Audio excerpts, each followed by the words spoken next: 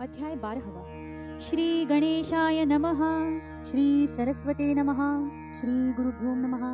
जय जय जी ब्रह्मांड नायक, चतुरानन आप निज नायक। वेद भी नहीं लायक आपके स्वरूप वर्णन को। छहो शास्त्र भी विचलित होंगे, 18 पुराण निष्प्रभ होंगे। चारों मुक्तियां भी तटस्थ होंगी आपके स्वरूप स्थिति के वर्णन में। पांचों इंद्रियां हो विफल, बुद्धि अहंकार मन भाव भी असफल। 14 विद्याएं सकल ना कर सके वर्णन। 64 कलाएं हुई हताश, 8 सिद्धियां भी उदास। 11 रुद्र भी हुए निराश, 13 वर्णन न कर पाए।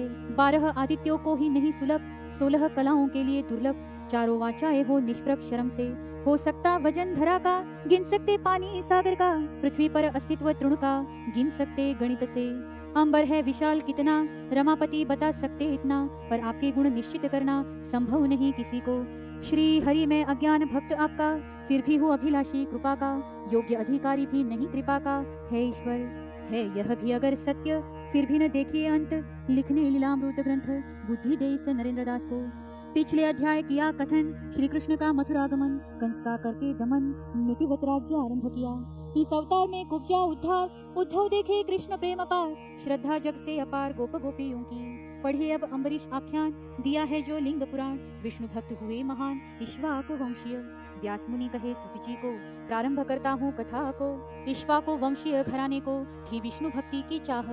इस वंश के त्रिशंकु राजा की रानी थी मूर्ति सात्विकता की। भक्त विष्णु भगवान की थी वह, पूजा करे नित्य नियम से। भगवान विष्णु की मन से, काया वाचा मन से भक्ति थी उसकी। अम्बरीश नामक पुत्र उनका, माता की भक्ति पर ध्यान उसका। बढ़ा श्रद्धा भाव ईश्वर का, बचपन से ही हुआ जैसे उसकी माता। नित्य विष्णु भक्ति करता, धीरे धीरे युवा अवस्था पाता अत्यंत सात्विक। माता से मिले संस्कार, विष्णु भक्ति ही जीवन का सार। दान धर्म और तप अपार, यही नित्य नियम उसका। सानी नहीं उसकी सात्विकता का, पुत्र जैसे ध्यान रखता प्रजा का। राज्य को आभास नहीं अभाव का, ऐसा राजा होना मुश्किल। कभी मानता नहीं किसी को, ऊंच नीच के भेद को। शत्रु नहीं था उसको कोई भी, वास्तव में जो राजा रहते उनको कोई न कोई शत्रु होते। पर यह किसी से न करते शत्रुता, इसलिए न कोई भय रहा। सारा राज्य विकसित रहा, सारी प्रजा में सिर्फ आनंद रहा भोगने हेतु। क्रोध लोभ दंभ माया, कोई उसे न छू पाया। सभी को उसमें ईश्वर नजर आया, हमारा राजा अम्बरीश।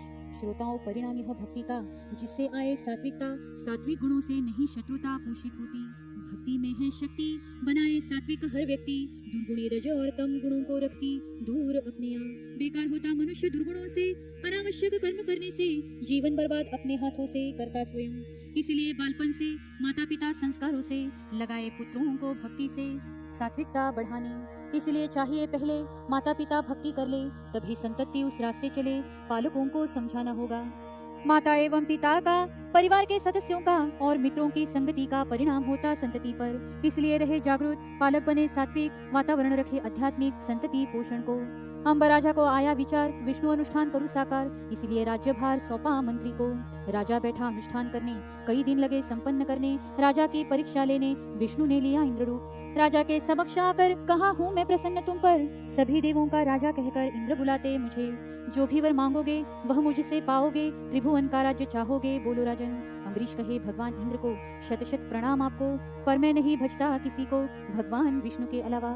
नहीं चाहिए कुछ भी आपसे, जो भी चाहिए मिलेगा विष्णु से। उन्होंने समाधानी रखा सदैव से, कोई कमी नहीं।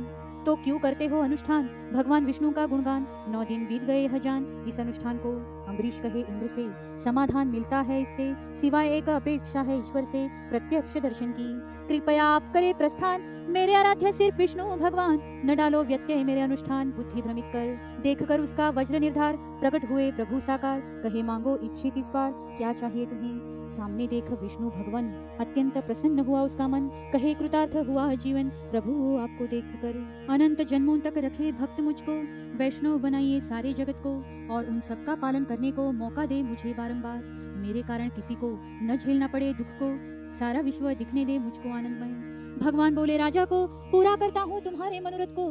आदर्श रहोगे सभी वैष्णवों को, हे राजा अम्बरीश। विष्णु हुए अंतर्धान, संपन्न किया अनुष्ठान। आरंभ राज कार्य महान पुनः किया, उसके राज्य पर नहीं बीती बाढ़ या अकाल की स्थिति। कभी किसी भी वस्तु की कमी न जानी उसने। जिस पर ईश्वर कृपा होती उसे सारी सहायता मिलती। ईश्वर लीला यूं ही चलती ऐसे भाग्यशाली व्यक्ति पर। प्रगति हेतु प्रयास करता नाना, पर यशस्वी चाहे अगर होना। यश नहीं आशीर्वाद बिना संभव श्रोताओं। इसलिए देवी देवताओं का एवं बड़े बुजुर्गों का लेते आशीर्वाद उनका ज्ञानी जन। अम्बरीश राजा को सुंदर कन्या थी, उसको हुई थी योग्य वो विवाह को। उसने रचाया स्वयंवर, जो भी युवक भाएगा सुंदर उसे वरमाला पहनकर दामाद राज्य का बनाएगा। आवश्यक नहीं वह कोई राजा हो, गरीब हो या अमीर हो, केवल अवश्य वैष्णव हो और हो कन्या की पसंद का। राजा की शर्त सुनकर आए अनेक स्थान से नर, इनमें थे 2 सुंदर ऋषि पुत्र भी। वरमाला हाथों में लेकर राजकन्या घूमी उधर, देखे अनेक सुंदर युवक उसने। कोई शिव भक्त था, कोई देवी भक्त था, कोई कुछ भी न था भक्ति मार्ग में। घूमते हुए वहाँ पर 2 युवकों पर गई नजर, अत्यंत रूपवान और सुंदर, कोई खोट न था जिनमें। दोनों थे ऋषि पुत्र, विष्णु कृपा के पात्र, विवाह हेतु सुपात्र थे दोनों। राजकन्या ने कहा पिता को, पसंद है यह दोनों मुझको, पर इनमें से एक को चुनूं कैसे। राजा ने बुलाया उनको, कहा पुनः कल आना है तुम दोनों को, परीक्षा है लेनी हमको जान लो। जो भी परीक्षा में उत्तीर्ण होगा वरमाला का हकदार होगा, स्वयंवर के तरीके से होगा विवाह उसका। ऋषि पुत्र गए स्वस्थान को, राजा कहे विष्णु भगवान को, सुलझाइए इस उलझन को हे दया निधान। दोनों युवक सुंदर है, कन्या समंजस में है, दोनों आपके भक्त है पुत्र ऋषि मुनि के। कैसे परीक्षा कर चुनूं इनमें से बेहतर, नाराज ऋषि पुत्र हुआ अगर तब क्या करूं। सहायता करे इस संकट में, सभी योग्यताएं हैं दोनों में, क्या लो इस समय में निर्णय नहीं समझता। इधर दोनों ऋषि पुत्र पहुंचे स्वस्थान, दोनों के मन में राजकन्या का ध्यान। एक सोचे मन ही मन नसीब में होगी तो मिलेगी, दूसरा विचार करे पल पल प्रश्न क्या होंगे परीक्षा में कल, यही मन में हलचल क्या करूं। उसने विष्णु का किया स्मरण, मन की इच्छा कीजिए पूर्ण, राजकन्या का करूं वरण। आशीर्वाद से दीजिए उस दूसरे प्रतिस्पर्धी को, वानर का मुख उसको, प्रश्नों में उत्तीर्ण भी हुआ तो अनुत्तीर्ण होगा कुरूपता से। यही इच्छा है आपसे प्रभुवर, अंतर मन से हाथ जोड़कर पूरी करे है चक्रधर दया निधान विष्णु जी। आपसे कुछ न मांगा कभी, आप कर सकते सभी, इसके आगे कभी कष्ट आपको न दूंगा। मेरी यह इच्छा पूर्ण करेंगे, इस बालक की सहायता करेंगे, कल मेरा साथ देंगे उत्तीर्ण होने हेतु। दूसरे दिन जैसे निश्चित किया राजा ने, वरमाला ली राजकन्या ने, दोनों को देखा उसने आश्चर्यचकित हुई। कल तो यह दोनों ही नर दिखते थे अति सुंदर, आज एक दिखता है वानर, क्या करूं समझ नहीं आता। राजपुरोहित कहे उन्हें, जो पसंद आए तुम्हें वरमाला डालकर चुने अपना वर। राजकन्या ने वरमाला को पहनाया जो दिखता सुंदर को, आश्चर्य हुआ दूसरे को, यह क्या हुआ। मैंने की थी विष्णु जी से विनती, फिर क्या हुई गलती, कोई प्रश्न भी नहीं पूछती राजकन्या या वधु पक्ष। ऋषि पुत्र को चिंतातुर देखकर राजा कहे सेवक बुलाकर, आओ एक आईना लेकर ऋषि पुत्र को दिखाने। सामने रखा आईने को, ऋषि पुत्र ने देखा स्वयं को, सारी घटना समझी उसको, बहुत शर्मिंदा हुआ। विचार करे मन में जो सोचा मैंने, पड़ा वही मुझे भोगने, सही दे ईश्वर ने सजा मुझे। श्रोताओं इसलिए बुरा न सोचे कभी भी किसी के लिए, फल मिलते कर्मों के लिए जैसे को तैसे। ईश्वर हमारे हाथों का खिलौना नहीं किसी का, जो सुने किसी का अनुचित भी। जो अनुचित मार्ग धरे ईश्वर कभी सहायता न करे, वह तो सिर्फ सुमरे सत्यमेव जयते। ग्रंथ दासबोध में कहा है समर्थ रामदास ने, भाव में है अगर ठगी अपने तो ईश्वर है महाठग। अगर हम हैं ठग तो ईश्वर होता महाठग, खोलता सारे नाटक हमारे वह। इसलिए ईश्वर से न व्यवहार करे धूर्तता से, या फिर असत्य भावना से कभी भी। ईश्वर बचाते भक्त को किसी भी मुश्किल से उसको, पर होना चाहिए स्वयं को ईमानदार। जो रहे ईश्वर से वफादार, उसकी सहायता करे ओमकार, संकटों से छुड़ाते हर बार, पूर्ण करते मनोरथ। ईमानदार ऋषि पुत्र को राजकन्या पत्नी मिली उसको, राजा अम्बरीश को धर्म संकट से छुड़ाया। ईश्वर के आशीर्वाद से राजा अम्बरीश ने प्रभु कृपा से चलाया आनंद से राज्य अपना। एक बार करते हुए भ्रमण पहुँचे मार्कंडेय ऋषि महान, राजा अम्बरीश ने स्वागत सम्मान किया मुनि का। रत्न जड़े सिंहासन पर बैठाकर षोडशोपचार पूजा कर, श्रद्धा पूर्वक हाथ जोड़कर विनती की उनसे, हे महामुनि दयानिधि, बताइए वामन द्वादश व्रत विधि, क्या होगी फल प्राप्ति इस व्रत से। मुनि कहे, हे राजन सुंदर है तुम्हारा प्रश्न, तू सुनकर प्रसन्न हुआ मन मेरा देखो। हे राजन हर वैष्णव को करना चाहिए इस व्रत को, पूजना चाहिए व्रत के देवता को, यानी किसी भी विष्णु रूप को। जग कल्याण करने जितने रूप लिए भगवान विष्णु ने, उनमें से किसी भी पूजने विष्णु रूप को। चैत्र माह की दशमी को करो इस व्रत के संकल्प को, दूसरे दिन रखो उपवास को एकादश के। श्री हरि चक्रधर इनका षोडशोपचार पूजा कर, श्री विष्णु रूपी कलश स्थापित कर व्रत का प्रारंभ करो। पूर्ण दिवस निराहारी रहो, संध्या को फलाहार करो, दुखिया नाराज न रहो, रात्रि करो विष्णु जागरण। दूसरे दिन वामन द्वादश को ज्येष्ठ किसी महात्मा को आमंत्रित करो भोजन करने को, दान करो कलश का। सूर्यास्त पूर्व वामन द्वादश को छोड़ना चाहिए उपवास को, ऐसा अगर ना कर सको तो व्रत भंग हो शाप मिलेगा। करे जो व्रत सफलता से, परिपूर्ण रहे संतति संपत्ति से, निरंतर लक्ष्मी के वास से न रहेगी दुख आपदा। ईश्वर की कृपा पाएगा, मोक्ष का भागी होगा, विष्णु लोक गमन करेगा निसंशय। श्रोताओं, ईश्वर कृपा तो होनी ही है, इसके अलावा व्रत आवश्यक क्यों है? व्रत करने से लाभ क्या है? आरोग्य के लिए, निरोगी रहने आरोग्य, पाचन संस्था चाहिए योग्य, इससे आयु बढ़े यथा योग्य। उपवास करने से आंतड़ियां और जठर करते पाचन क्रिया, मगर अन्न कणों की परत जमा होती उन पर, जिससे होती बद्धकोष्ठता। जब हम रहते उपवास में, अन्न कोई न जाता पेट में, तभी जमा अन्न इन परतों में पचाया जाता। जठर एवं आंतड़ियां उदर में होती है स्वच्छ उपवास में, आकुंचन प्रसरण में कोई विघ्न न आए। कार्य क्षमता बढ़े जब उनकी, नए अन्न के पाचन की, हो निर्मिति अन्न रस की, अधिक रक्त मिले शरीर को।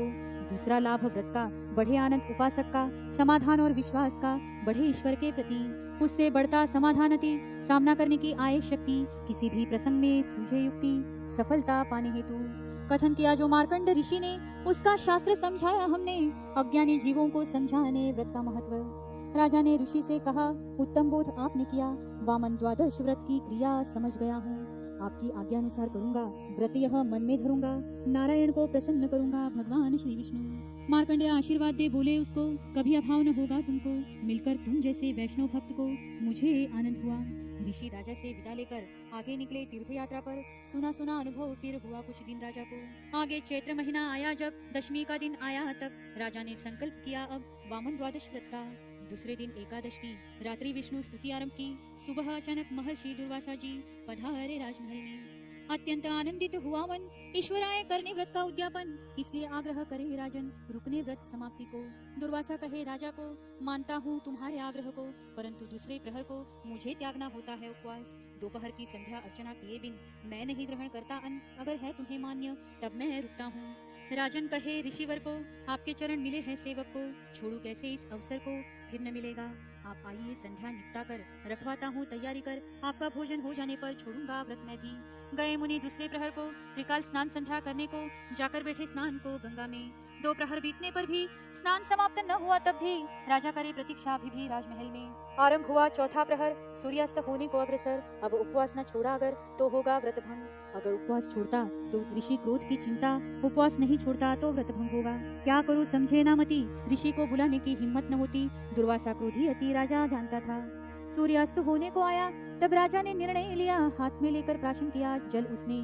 पानी पीने के कारण उपवास छूटा तक्षण, शास्त्रों ने माना है अन्न पानी को दूसरा। राजा का हुआ उपवास समापन, व्रत हुआ संपन्न, हुआ संकट का आगमन दुर्वासा के रूप में। राजा कहे मुनिवर चलिए, बैठेंगे अब भोजन के लिए, व्रत की पूर्णता के लिए उपवास छोड़ते हैं। दुर्वासा कहे राजन, नहीं किया उपवास समापन, क्या व्रत भंग का दूषण नहीं लगा वामन द्वादशी का? अब तक नहीं किया भोजन, प्रतीक्षा में आपके भगवन, केवल जल प्राशन किया व्रत भंग टालने को। विलंब हुआ भी मुझे, छोड़ना नहीं चाहिए था उपवास तुझे, भोजन पर बुलाकर मुझे अपमानित किया। दुर्वासा कहे तुमने पिया जल, यानी उपवास हुआ सफल, तुम्हें देता हूँ शाप अटल, 9 बार गर्भ से रहोगे। दुर्वासा ने शाप दिया राजा को, कोई गलती न होते भी उसको, गर्भ से रहना आया भाग्य को शाप के कारण। मुनिवर उस शाप दो ऐसे, कहने तक गए राजमहल से, आए थे जैसे गए निकल क्रोध से। राजा बहुत निराश हुआ, शाप से भयभीत हुआ, आवाहन श्रीहरि का शुरू किया, प्रकट हुए प्रभु। प्रभु ने राजा को धीरज देकर कहा, लाएंगे ऋषि को यहाँ पर, रहेंगे उषा पाकर मत घबराओ। आज्ञा हुई सुदर्शन को, लेकर आए दुर्वासा को, पीछा कर लाए उनको जल्दी यही। सुदर्शन चक्र पीछे लगकर दुर्वासा ऋषि तक पहुँचे जाकर, मुनिवर चलिए लौटकर वरना शीश कटेगा। दुर्वासा तब घबरा कर पाताल में पहुँचे भागकर, सुदर्शन ने तब दौड़कर लाया अम्बरीश राजा तक। दुर्वासा ने देखा विष्णु को, कहा शाप दे चुका मैं इसको, किंतु जो सहे 9 बार गर्भधारणा को अम्बरीश के लिए, ऐसा कोई तुरंत दिखाइए, भोगना होगा उसे शाप जानिए। विष्णु कहे मुझे दीजिए आपका यह शाप। इस प्रकार राजा ने आशीष पाया, प्रभु ने शाप मुक्त कराया, भक्त प्रतिपालक कहलवाया त्रिभुवन में आपको। श्रोताओं जो भी करे मन से भक्ति, उसका पालक है श्रीपति, यही भक्त प्रतिपालक देकर शक्ति, कईयों को पार करे। अनाथों के नाथ दे दिन दुबलों का साथ, भक्तों के अनाथ नाथ होते कृपालु। इसका अनेक संतों को है प्रत्यक्ष अनुभव सबको, पूर्ण किया नामदेव के हट को, प्रत्यक्ष दूध पीकर। जनी सखो मीरा राधा, नामा चोखा गोरा बोधा, मेरे लिए शेगांव के राजा आए दौड़कर भक्तों के लिए। इसलिए प्रभु की शरण जाए और नहीं कोई उपाय, जन्म मरण का भय एवं बंधन तोड़ते मोक्ष के। इति नरेंद्र दास द्वारा रचित यह लीलामृत ग्रंथ सुनिए होकर एक चित्त स्वकल्याण हेतु। इति 12वाध्याय समाप्त। जगतगुरु नरेंद्राचार्य महाराज की जय। सद्गुरु काड़ सिद्धेश्वर महाराज की जय। संत शिरोमणि गजानन महाराज की जय। आद्य जगत गुरु रामानंदाचार्य महाराज की जय। सिया वल्लभ रामचंद्र की जय। परम पूज्य कानिफनाथ महाराज की जय।